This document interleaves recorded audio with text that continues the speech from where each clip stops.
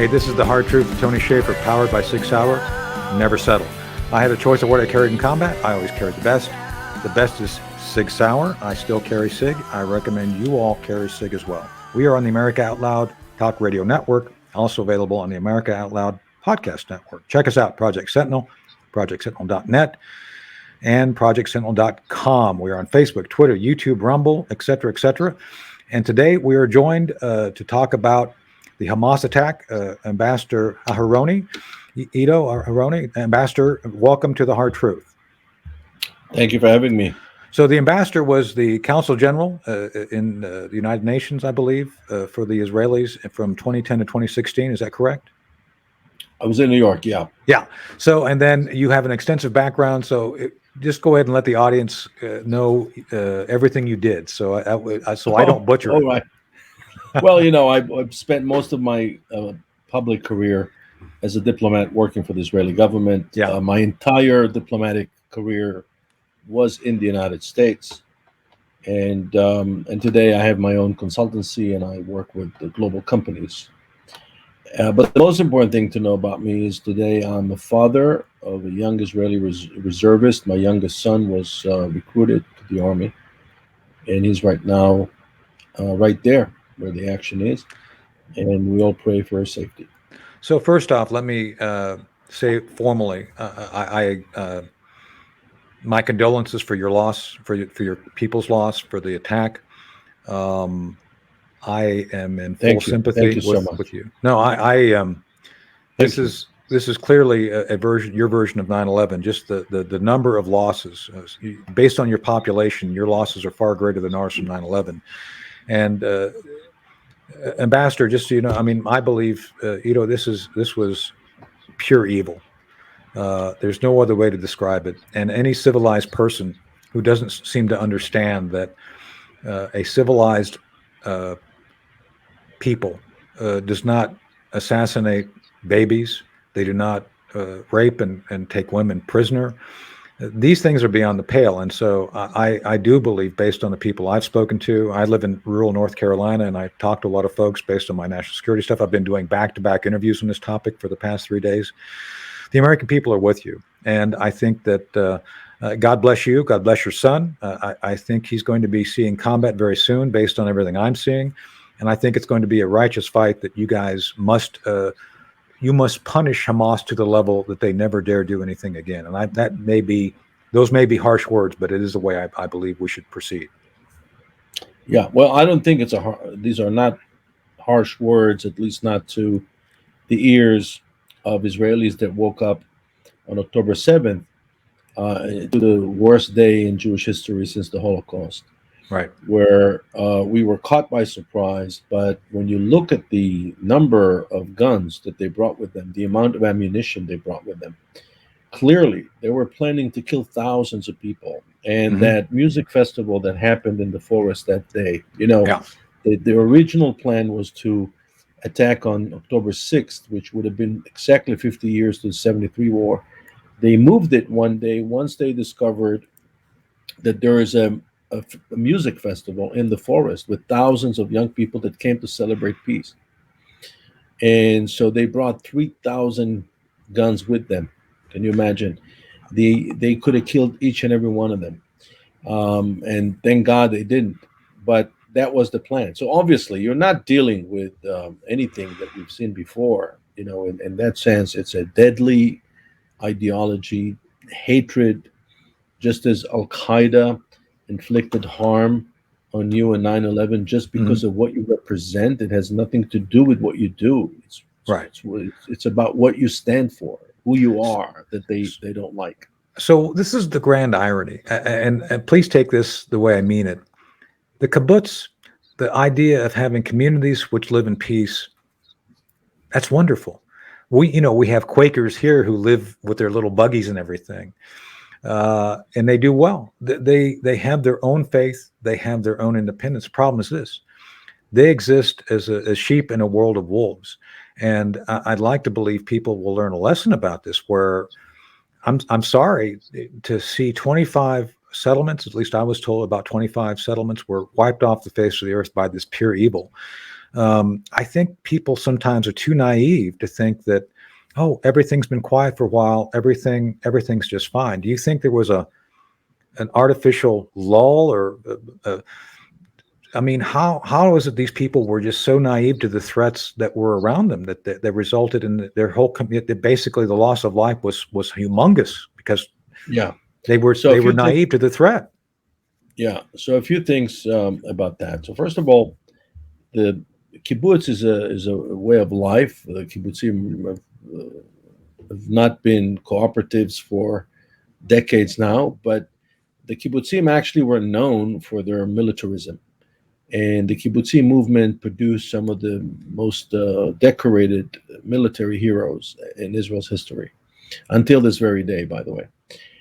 So it's not naivete that was the problem. The problem was we had two problems. One was conceptual and the other one was operational. The conceptual problem was that what we call the Netanyahu doctrine was based on the idea that in order to avoid the need to discuss territorial compromise in the West Bank, we need to somehow contain, if not cultivate, Hamas in the Gaza Strip.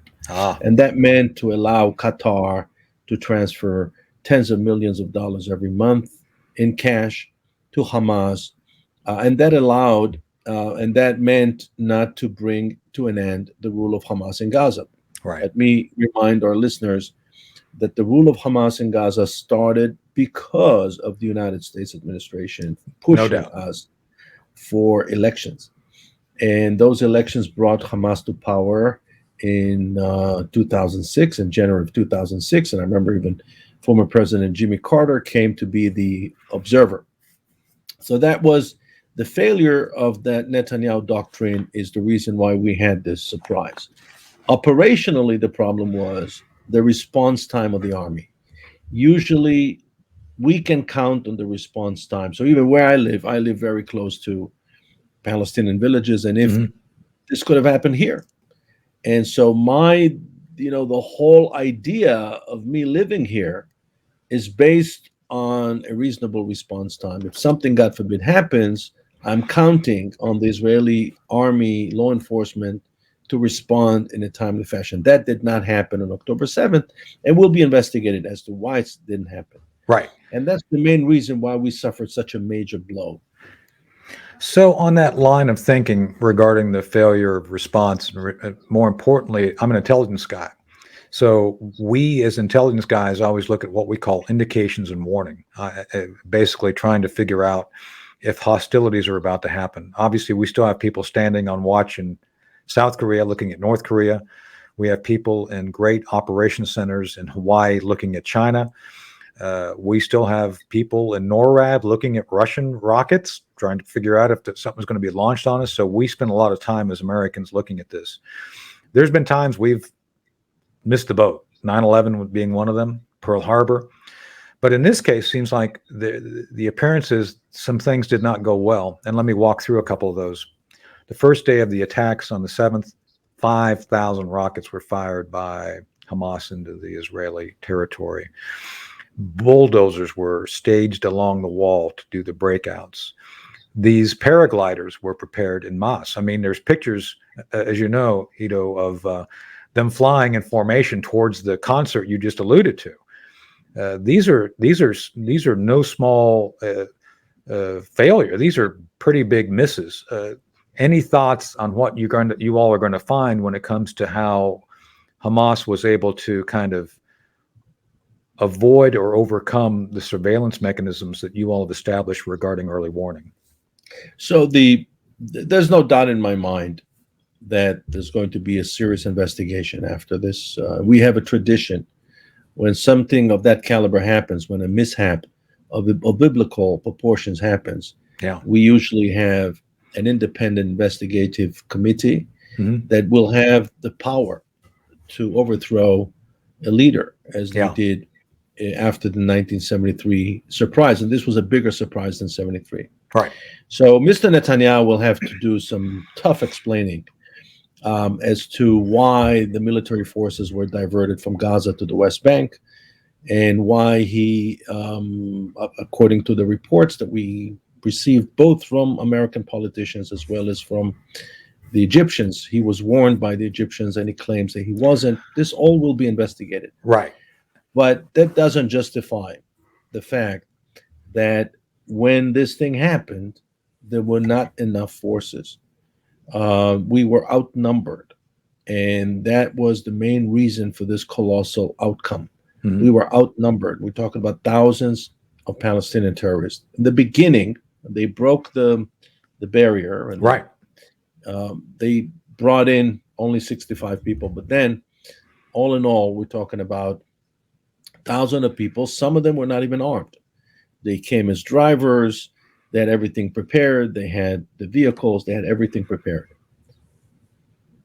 So their I've seen. plan was much more ambitious, by the way, than what they ended up achieving. Oh no, I get that. But I've just seen some horrific images of your soldiers murdered at those checkpoints. I mean, it's just atrocious what I've seen, and that's not the only place. But let's break that down a little bit.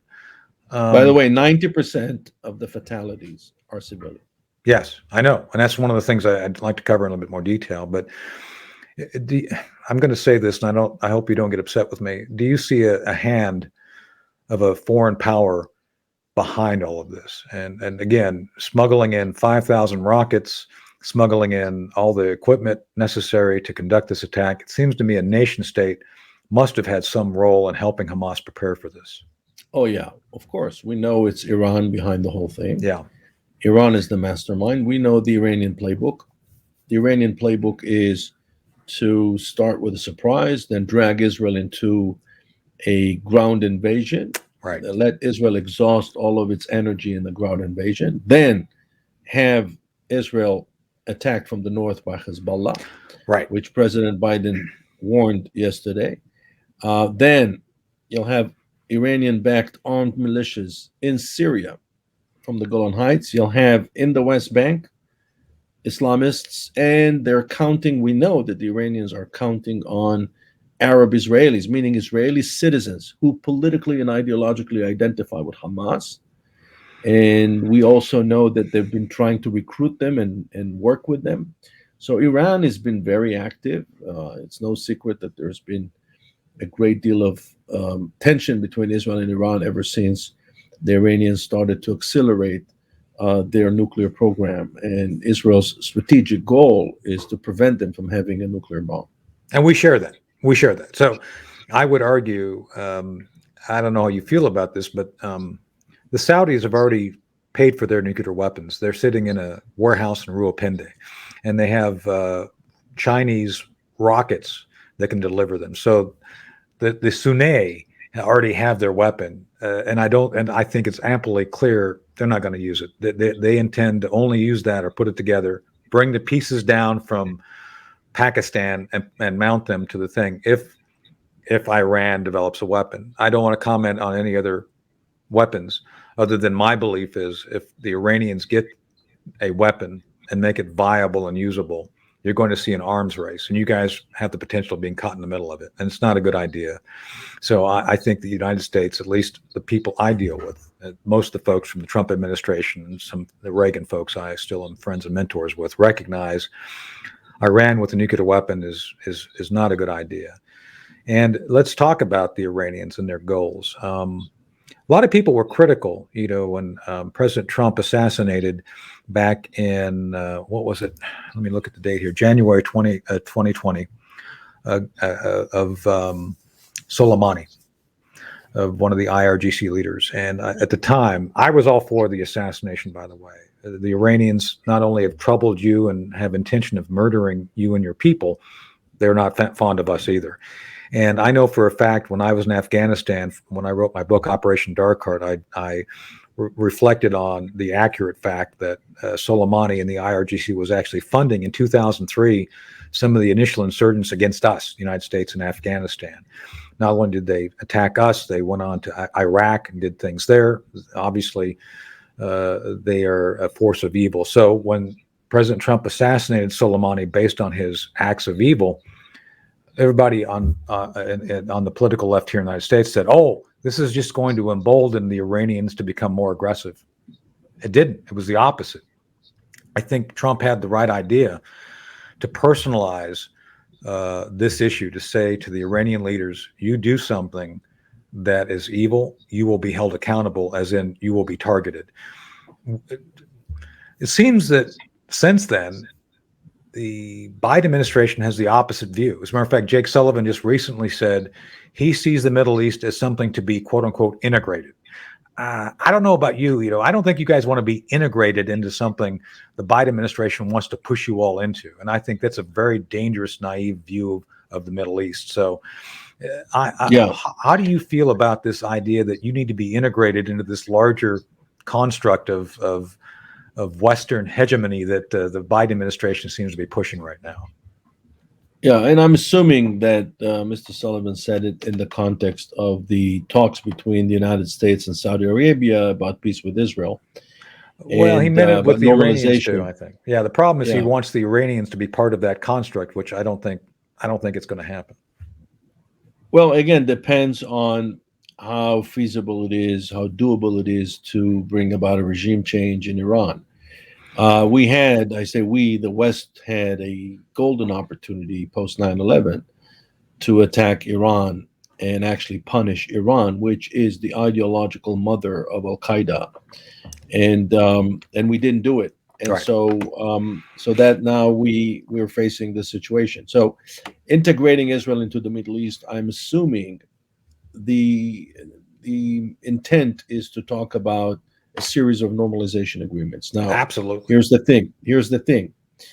In theory, it's a good idea to eliminate the veto power that the world, especially the Europeans, gave to the Palestinians on normalization with Israel. That's why the Abraham Accords were so important. Right. And that's why the current administration is pushing so hard for the Saudi deal.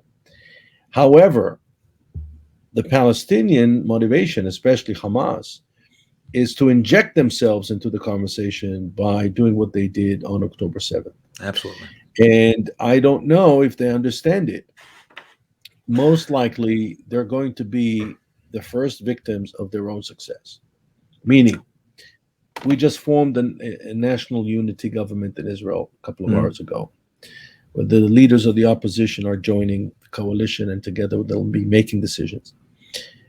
They're most likely to decide on a goal which would be meaningful, profound, and perhaps will change the Middle East, which is to end the rule of Hamas in Gaza. Now, that requires a great deal of effort. It will take a very long time. We will definitely need the United States on our side, especially on the side of ammunition and sophisticated weaponry. If the Israeli government will decide to end the rule of Hamas, this will be a long-term goal. It could take years, and we will accomplish it. And that will change the Middle East. So you guys have been much more willing to take risks in this endeavor than I think has been acknowledged. I hope you don't mind me saying, I spent some time in Egypt after al-Sisi had the coup and was moving Egypt in a direction that was, I think, positive. To this day, I think it's positive. But at the time, Egypt, 2013, 2014, huge economic challenges. One of the things that the Israelis did and never got credit for, because there was fear that the Arab communities within Egypt would be upset, is you all helped them economically. There was actually aid packages quietly being transferred from you all, from the Israelis to the Egyptians. You helped save Egypt. So to me, the goodwill that you showed in a time you didn't have to, this is one of those great gifts that I think your perspective, and I'll say that as clearly as I can, you guys showed mercy to a former enemy. You did. You did it with immense grace. I witnessed this firsthand, so it's not like I don't know this. You didn't have to do that. You did, though. Yeah. You didn't have to. You strengthened someone who was formerly one of the participants, as you just said, in the Yom Kippur 73. They were one of the big participants, but you showed grace. And I believe you guys have been devoted much more directly than people understand to bringing stability to the region through economic cooperation. So kudos to Ambassador. Again, I think it was amazing. And you guys don't get enough credit for that. As a matter of fact, it's something that I find amazing. But that's the thing. You've been committed to this path of peace and integrating your interest with the interest of your Arab ally. Well, they're becoming your allies now because they've seen the benefit of having an integrated solution. Unfortunately, I just don't think that the Iranians are going to do anything except try to prevent that from happening, and therefore the timing of this attack. Would you agree with that? Absolutely, I agree.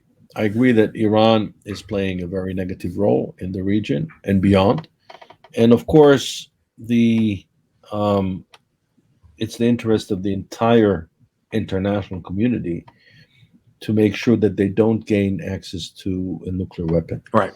But again, we'll have to wait and see what the Israeli government decides, because what Israel will decide will be a key factor in the shaping of the Middle East after this event.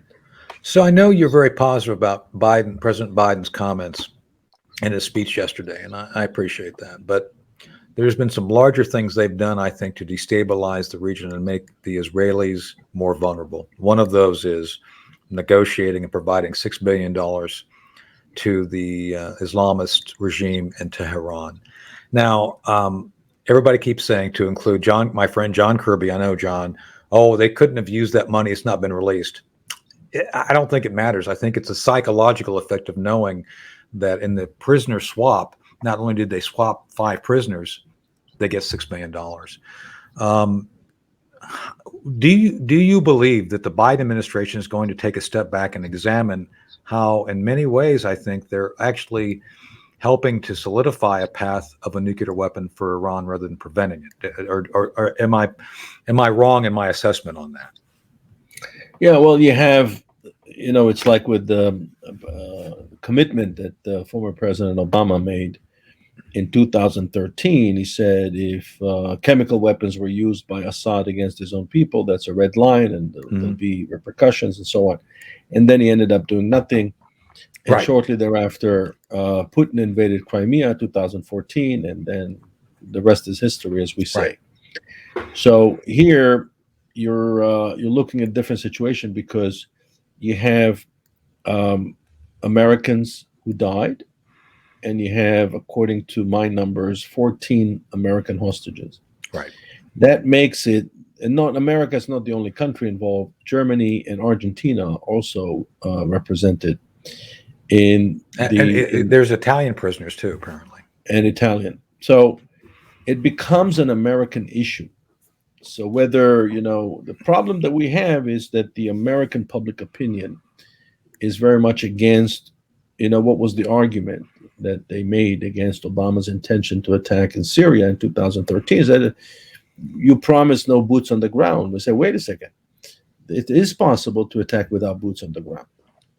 As you mentioned, Reagan, as the United States did in Libya back in the day, in other parts of the world, it is possible to respond militarily without putting boots on the ground. Right. But the American sensitivity is very high to this issue after years and years and years of military presence in Iraq and Afghanistan. Mm-hmm. So, it's a decision for the Americans to make. I can tell you we don't have that sensitivity because we live in a different neighborhood. Right. And we must, especially now, we must restore deterrence, and we must protect ourselves. Deterrence, I'm with you on, and I get the whole boots on the ground thing. I sympathize with the fact that there's going to be things that you have to do as a nation that are going to be less than popular eventually. I mean, right now you have the initiative; you should take it. There are going to be elements of our society who are going to be critical. I mean, it's inevitable. And look, I listened to BBC yesterday as I was driving, and they're already trying to say, "Oh, the Israelis should show restraint." Really?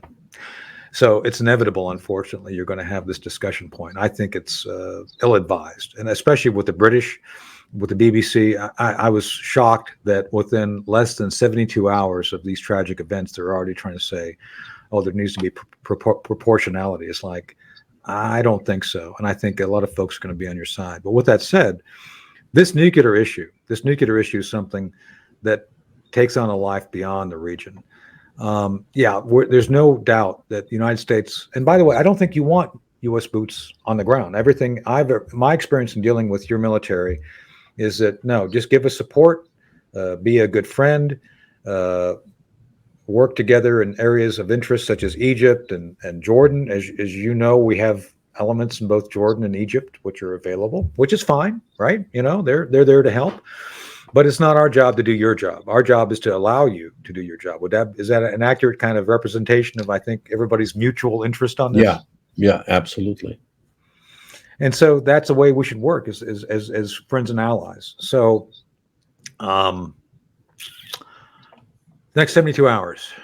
I've gone on the record in several interviews saying I think it's inevitable you're going to see a ground campaign. The first priority is obviously when you bring people in, you got to muster them. I'm a retired officer. You know, people have been drinking beer and eating pretzels. You got to get their mind right to get them back in uniform, focus them on the task at hand.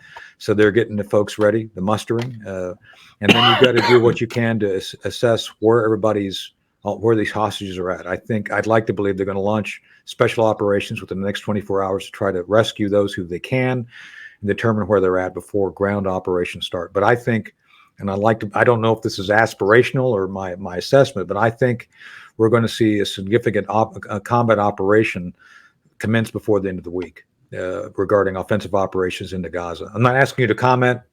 I'm simply saying I think it's inevitable that you're going to see an effective ground force launch in, and it should happen.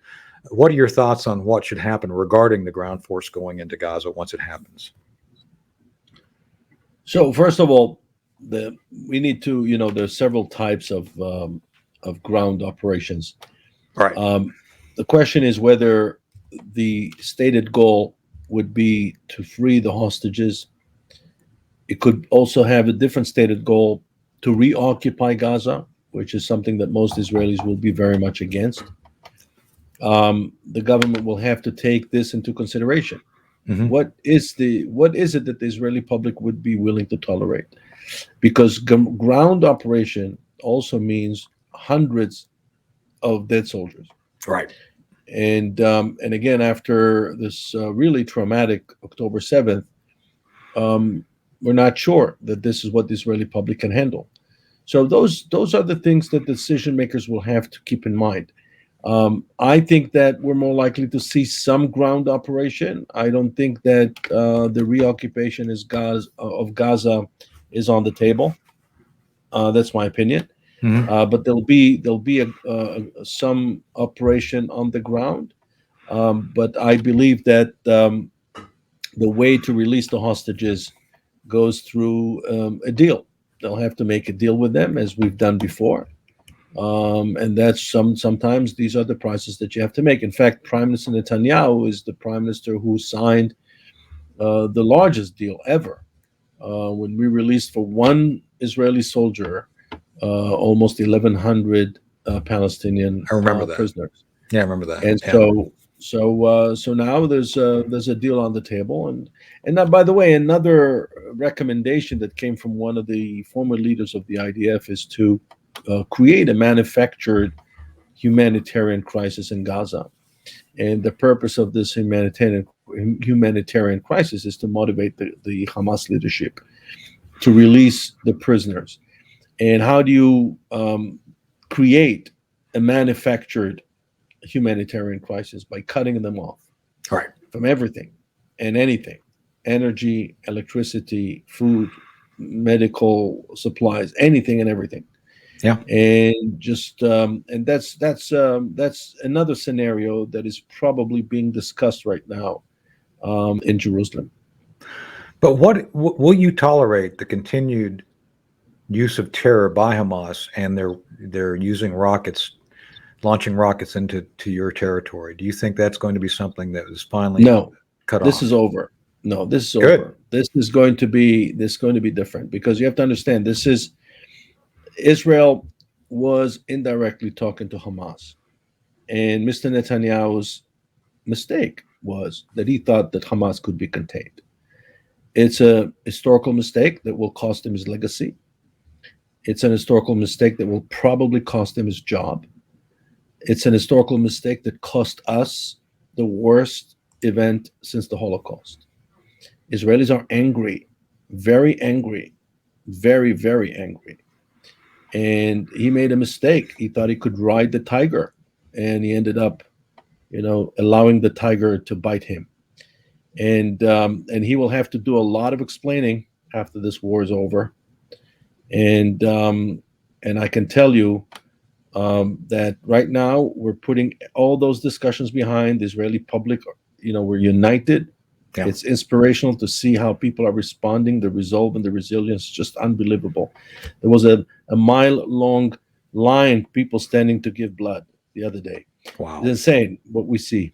But I don't think that the situation will go back to what used to be. I don't think so. I hope not. Well, I hope our resolve as an ally will also sustain, because not so much people like me have always been there with you. I mean, look, I worked, as I mentioned, Bud McFarland and I were on one of the early delegations going back into Egypt to try to bring stability. Dr. London, your friend, my friend, went over shortly after, and we've worked very hard to find a path to stability for your country in conjunction with the Arab allies, which we've invested a great deal in as well. So I'd like to believe our resolve as allies will pay off. But I think we recognize at this point that, unfortunately, there's going to be a requirement for combat operations to prevent another one of these events. And again, I've never been one to seek combat. I've been in it. I've experienced it, wrote a book about it. But I think we all seek peace. Ambassador, I believe we all would love to see a peaceful Israel where people can come and enjoy the amazing beauties and bounty of your country. So I'm hoping we all can work to that goal. So Ambassador Aharoni, where can people find out more about you and what you're doing right now? Any links or anything you'd like to have us talk about? Well, I teach at the university level. People can simply just Google my name, and I have a YouTube channel with some videos and so on. We'll promote that. Yeah, we'll promote that. I just happily retired until this thing happened. But now we're here, and we have to win that fight. Well, we're with you. Thank you for being here today on The Hard Truth. And thank you. Always think about coming back if there's things you want to talk about. Obviously, we want to have current information for the American audience to better understand. You've provided some amazing detail of things people probably did not understand about this, and it's important for us to actually help you in an informed way. So, Ambassador, thanks for being here, and we'll have you again. Thank you. Thank you so much. And thank you for joining us for the first part of The Hard Truth. We'll be back with part 2 after this break. Hey, this is The Hard Truth of Tony Shaffer, part 2.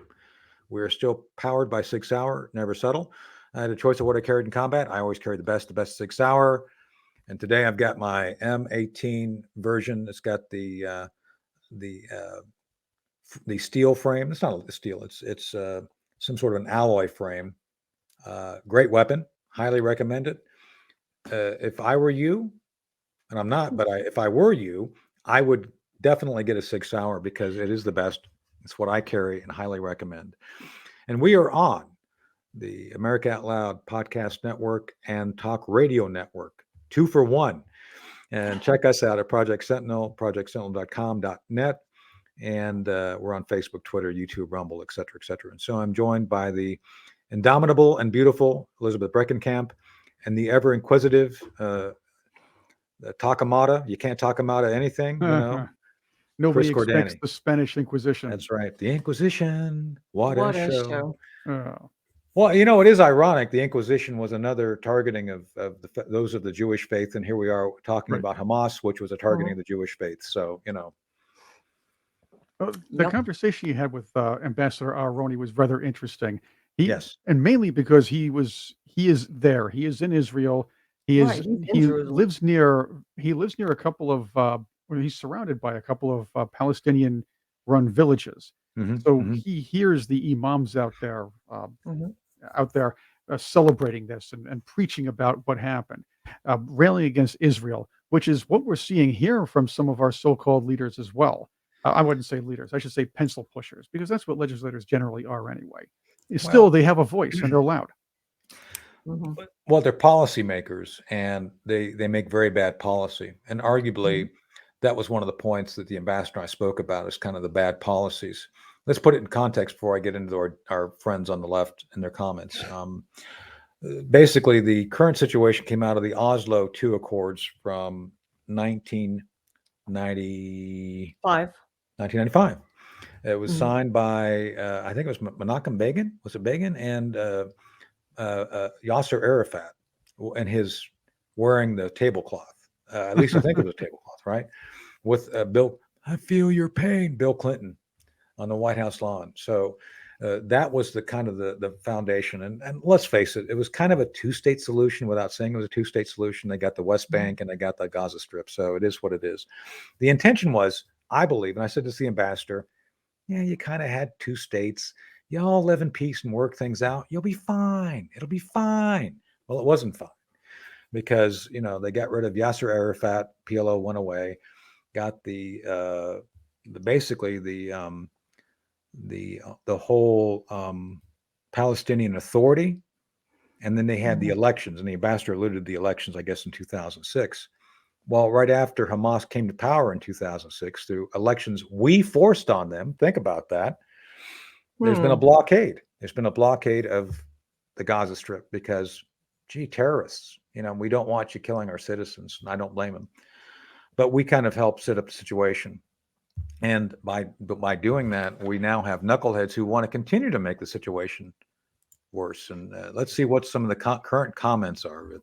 Rashid Talib refused 10 times in a row to condemn the depravity of the murder of Israeli children, to include babies being beheaded. Yeah, so I guess we haven't heard a peep out of her in a long time either. She's usually a major loudmouth. We haven't heard from her in months. Now she has to catch attention by hanging that Palestinian flag by her door. Yeah, in her Oh, office. right. Yeah. So, and I encourage our audience to go back and check out that picture, because right next to it is the gay pride flag. A little hint: gays aren't accepted by the Arabs, especially those of the persuasion of extremism. That is so true. Last time I checked, they murder gays and lesbians. So They do. it's a true, like, are you kidding me moment. You've got the Hamas flag with the gay and lesbian flag. It's kind of like having I don't know, William Dafoe in the same room with Mickey Mouse. I don't think there's just a non sequitur there. It just doesn't seem to go together. So I don't get it. Oh my gosh. Go ahead, Chris. You look like you have something to say. Oh, I never have anything to say. That was I was just thinking putting Xi Jinping and Winnie the Pooh in the same room, but I think that is not a non sequitur. So don't worry about No, they like bears, so to speak, I guess. Oh, that's gotta hurt. Anyway, Ooh, yeah. so speaking of bears, let's talk about Democrat Representative Alexandria Ocasio-Cortez, who could not denounce, and actually, I think at one point said it was okay for Hamas to do a pro-Hamas protest in New York. So just saying, I think there's a lot of folks who are the Jewish persuasion in her district. That's not going to go over well. Did you hear the chants, Elizabeth? Did you hear the chants? Tony, did you hear them as well? There was the chants were out of this protest, if you will. Oh, yes, rally, I did. Yeah. from the river to the sea. The idea is for the Palestinians to take over the entire land.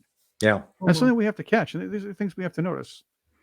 Yeah, and it makes me wonder, why would they chant that? It makes me think they're truly, truly ignorant of the history of Israel. It's like, why do so many, I mean, thank goodness not all our leaders are like this, but so many leaders do think that Israel doesn't have a right to their own land. It's like, why? I mean, look at all the other countries. Does North Korea have a right to their own land? Does Ukraine have a right to their own land? I mean, it's like, why wouldn't Israel have a right to their own land? What is it about that offends them so much? And it makes me think they must be completely ignorant of the history of Israel. Well, they are, because they're Marxists. If you look at what they're doing, Hamas is a Marxist organization. It is what it is. That's why you have the Democratic Socialists and BLM all in for supporting them. But let's talk about that for a second, and I'll continue. Let me finish with the representatives here first. Representative Ilhan Omar, who was I have pretty much nothing good to say about her, since she says some people did something on 9/11. Some people did something, as if she didn't know what that was. and then Kojak, Ariana Presley, Right. Presley, Right. you Mhm. know, who loves your baby, Mhm. was unable to denounce Hamas, and of course Cori Bush. I Mhm. don't think she's related to George Bush, is she? Do you think so? I don't think I so. don't think so. I I don't don't think see that. I don't I see a connection there. I don't know. I don't know. They have very similar policies in some areas. Anyway, and then Jamal, I've never seen a fire alarm I didn't like. Bowman. So Bowman, yeah. it's like he sees one of those, and it's like his hands just start creeping over. It's like, oh, I gotta touch that. Reach out, touch the light. And then Senator Markey, Ed Markey, who I know is brother, and I'm actually consider him friends. Ed Markey being, by the way, just for the record, Ed Markey's brother is not insane. Ed Markey is insane. Just saying that. And let's hope it doesn't run in the family. So Good because clarification. Mhm. yeah, it's like man, calling for quote unquote de-escalation. Really? You murder a bunch of people, and it's like, yeah, don't worry about it. It's like, okay, Right. sure. These people are calling for, and here's another thing. I was listening to the EU's chief. I always forget his name. Jared, the EU's chief foreign minister. He was he was yammering on about, well, Israel has the right to self defense, but they shouldn't do it without by they shouldn't disobey international law. And they were Yeah, kind of right. railing on Oh, that and saying yeah. we should get that two-state solution. The Palestinians need to live. You shouldn't be bombing. It's almost like they ignore what Hamas actually Let's just did ignore those and what they're 5,000 doing now. rockets. Yeah, let's ignore those 5,000 rockets they fired under the radar to Oh, avoid Iron they Dome. they deliberately attacked citizens, regular people, women and children, Mhm. and elderly people Right. mainly. This is an issue. They did not try to fight combatants. So that's Mhm. something that I believe a lot of these so-called commentators and the EU's foreign ministry and other so-called leaders or those who are speaking out for Hamas, if you will, seem to conveniently ignore. So to Mhm. Elizabeth's point, there's a great deal of history that's being ignored. So I went through all of the current circumstance. But Elizabeth, as I recall, Egypt kicked the Jews out of Egypt, right? And that's a long time ago. But Talking about Moses? Yeah. Moses, yeah, Yes. right? Am I missing Yeah. something? So it's not exactly that Egypt, the Pharaoh kicked them out. It's that they the Egyptians had made the Israelites slaves, Right, and God had called Moses. He said, lead my people out.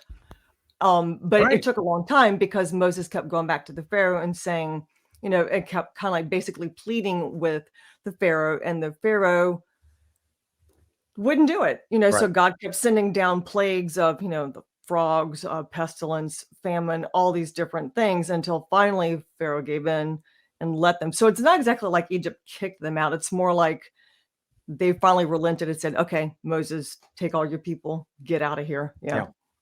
There we Did, go. did you know the most severe punishment God did to the Egyptians? Um, He gave them algebra. The algebra oh my is gosh. a fraud and perpetrated on the world by God. Oh my You know. gosh. I always liked math. I loved algebra. I did very well in that class. I I was a like math algebra, guy. but trig, no, didn't like trig. No. I like math so much I had Trig. tape in the middle of my glasses in the Was 80s. was he a football player? Trig. I think wasn't that frog on the Sugar Smacks box? Okay, should I say trigonometry? Anyway. Okay. God. All right. All right. Ba-dum. Anyway, but you were right, Elizabeth. I think people tend to forget that the Jews have as much right to be there as anyone because last time I Yeah. checked, the Pharaoh did not have the Palestinians there. He had the Jews there, and the Jews were there long before the Palestinians. So I'm sorry, anybody who says the Jews don't belong, don't understand history, especially the history of God, the Bible, and everything else that we hold dear. And I guess that's part of it because Hamas, radical Islam, they could care less about anything relating to the Bible because they rewrote the book themselves. Muhammad did. There's Mhm. a whole range of things we could talk about that at some point regarding Muhammad and Right. how he took Jews to write the Quran, which is another interesting story that we could get into another day. Yeah. And Aharano, if I say his name correctly, he was mentioning like the ground forces versus attacking by air. Yeah. And I was thinking that makes sense to me. I mean, when you actually look at the physical terrain of Jerusalem and where Gaza is, Gaza. that just makes sense to me. It's going to be a Yeah. tough. It's going to be a tough fight. I mean, An air attack makes way more sense. But they we've need all. to explore it. Have you been to Manhattan, Elizabeth? Not Manhattan, no. Have you been to Manhattan, Chris? I go there regularly. So at you least can when they let imagine me. trying to bring, say, an army brigade through the streets of 7th Avenue. It'd be tough. It would be tough. And They might get that's- mugged. They Anyway, might get mugged. there we go. They That's probably. right. Chances are it could happen. Chances are, though, we do have to get Tony's takes in. Oh, and here we go. Oh, yes. And Tony's takes, of course, is powered by Sig Sauer. Never settle. Never settle. I want Never to keep on settle. the subject, though, because in the wake of the Hamas attack on Israel, Mhm. perhaps we should take a look at our own borders and Yeah. Biden's "come on in, y'all" policy. There were some people on the terror watch list that were captured, but considering the number of what they call gotaways, never liked that as far as proper English, but I'm just going to give it to them. The idea is it's likely many more have slipped through. So we're talking about 10-1 for every one that they observe and interact with. There are 10 coming across that we don't know about. And that unfortunately includes, I think, the members of Congress we're talking about were at some point gotaways, right? I think they all are, because man, they cannot I be think so. Americans based on their policies. But no, I think it's a bad thing. It's something that we have to recognize, that there's huge vulnerabilities within our system. One of the things I've talked about in recent interviews that our audience probably saw was the gun-free zones that we have here in the United States. Many of the big cities, New York in particular, is a gun-free zone. I don't know. Can you imagine, Chris? Oh, as a matter of fact, let me state this for the record, because I was there one day. One day I was there at the Excella Lounge and the old one there at Penn Station. Someone near one of the exits knocked over a sign. You know, one of those big. It's a sign about waist high with a metal thing. Someone knocked it over, and it fell over, and it sounded like a gun going off. Do you know what happened next? Oh, no. What happened next? Nothing. People panicked. People were running because they thought someone had a gun and shot it off. And I mean, literally, I'm sitting there watching people run for their lives. Now, let me ask you a question. What if you had one guy, say a Hamas terrorist, who decided he was going to go shoot things up for real? What would happen to all of these gun-free zones? And not only there, we're talking about every major metropolitan airport. There's an area, a gun-free zone between the TSA gate, where you have to go through and get checked, and the road. I've seen airports, especially during holidays, where you literally have 1,000 people in the queue, completely unarmed, vulnerable. So I'm just saying that based on what we know regarding what happened with Hamas, do we really think that people with evil intent aren't looking at these targets and trying to put people through the southwest border? Yeah, you're right. Absolutely right. Exactly. Let's go on. We do have more Tony's takes for us here, and this is something. Let's go a little off here, because this is annoying. Michigan's More off House than of- Trigg? Who was? Did you date Trigg long? It was a short-lived kind of thing. It was a love-hate relationship. Oh boy. Michigan's House of Representatives approved a hate speech bill designated HB 4474. It's aiming to criminalize words that cause someone, now get this, to feel threatened, including the misuse of pronouns. The problem is weak lefties feel threatened by a plethora of things like spelling, math, mean tweets, wrong pronouns, proper grammar, and of course, people who hunt. What's your take? So I feel threatened by the word hemorrhoid, but I don't think we should make that illegal. Just saying. I mean, there's a number of I think we trigger should words. make the actual hemorrhoids. That's a Let's see what difference. else. I think the word spastic, that makes me nervous. You know, it's a nerve. It just I don't know about. It's like wow. Here's a word that I don't like: probe. Probe. Yeah. Man, that's an offensive word if I've ever heard one. Why don't we make that part of? Damn legal aliens coming down Yeah. trying to probe us. No. An alien probe. That's right. And of course, I was offended the other day when I found out Tony Blinken's college nickname was Spanky Banana. That offends me that anybody would have that name, Spanky Banana. Can you imagine? Can you picture that? I don't think so. I'm offended. I'm offended by. I'm offending myself by using that word. Should I He's the turn newest little myself in? rascal. Yeah, there we go. Yeah, it's amazing though they actually got that passed, right? I mean, they did officially get it passed. This is insane. There should be no restrictions on language. If something offends you, don't listen. If you Right. don't want your kids Change to the listen, channel. Walk turn it away. off. Yeah. Or Ugh. just don't bother with the conversation. I mean, we're talking about people in regular conversation. If they wind up misgendering somebody, we're talking fines. What were the numbers here? I'm looking at the numbers here. Yeah. Offenders could face severe consequences like prison time and 10,000 Mhm. or maybe $10,000 fine, just Hmm. because some kid wants to feel special and make everybody uh, call them Z, Zer, or Star Self or something silly like that. Yeah. So, Chris, what's the penalty for misgendering tapioca and rice pudding? Is there something in there for that? Because that's pretty serious. I, I If believe you offend rice, it's all over. So, I believe it's the nose in the book penalty. Oh my gosh. Oh no, not the I nose in the book penalty. The pronouns, I don't remember what state it was in, but someone recently um, was caught for committing a crime. The evidence was there, but the judge had to dismiss it all because the guy, girl, whoever it was, complained that their lawyer had misgendered them, called them the wrong pronoun. wow. I wish I could tell you where that was, but yeah, I read that was very recent, like in the last week. It's like, are you freaking kidding me? The person was dismissed because their lawyer called them the wrong pronoun. Like, Well, what are we going to do about the planets? I'm offended by the planet Uranus. yes. Yeah, is it That offends Uranus me. or is it Uranus? Yeah, Either way, exactly. that's offensive. That's offensive. Uranus, That's offensive. Uranus. Let's Yeah. call NASA. Let's call NASA and complain. Well, Or that's is it another, NASA? it's another instance of changing the language. Just because somebody doesn't like it, the language has to be changed. It's annoying. All right. I'm sorry. These I'm people offen- are annoying. I'm Yes, offended. they are. Look, I'm sorry, Chris. Chili. Chili's not chili. It's hot. Chili. If I walk outside on a brisk morning in December, it's chilly. Uh-huh. I'm offended by the fact that you call something chili that's not cold. How is this possible? What else can Yeah, we do? I eat it. It burns my mouth. What the Right. heck? It burns my mouth.